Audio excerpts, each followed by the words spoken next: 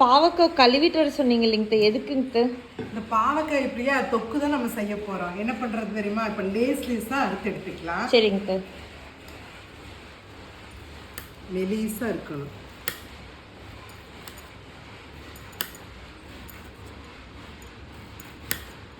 ஒரு ஸ்பூன் சீரகம், ஒரு ஸ்பூன் மிளகு, அரை ஸ்பூன் வெந்தயம், அரை ஸ்பூன் கடுகு.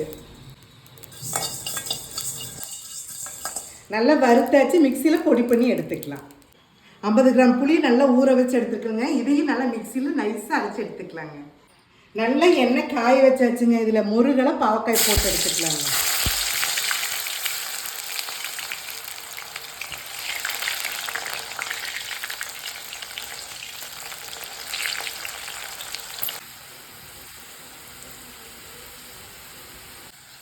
இதே மாதிரி எல்லா பாவக்காயும் போட்டு எடுத்துக்கலாம்.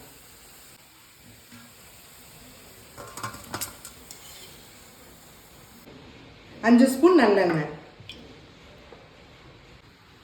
கடுகு, இடிச்ச பூண்டு 2 கட்டி, 4 வரமிளகாய், இடிச்ச சின்ன வெங்காயம் 10,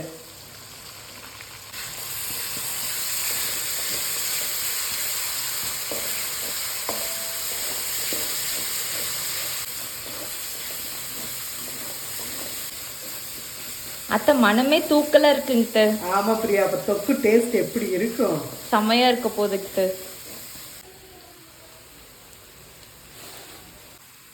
கருவேப்பிலை ஒரு கொத்து,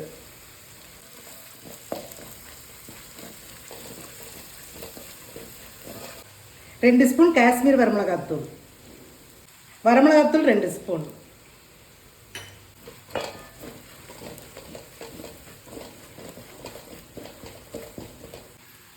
மஞ்சத்தூள்,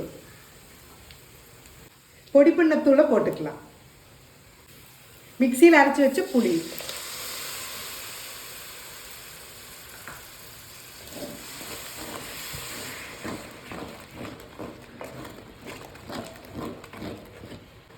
அளவான கல்லுப்பு,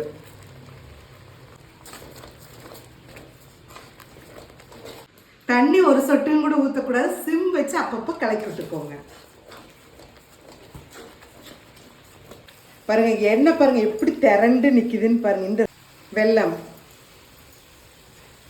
எண்ணெய் திரண்டு வர சமயத்துல இங்க பொரிச்சு வச்ச பாவக்காய் போட்டுக்கலாங்க.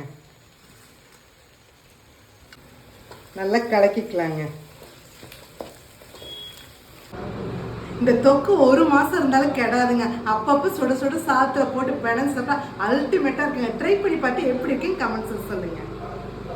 சுவையான பாவக்காய் தொக்கு ரெடிங்க.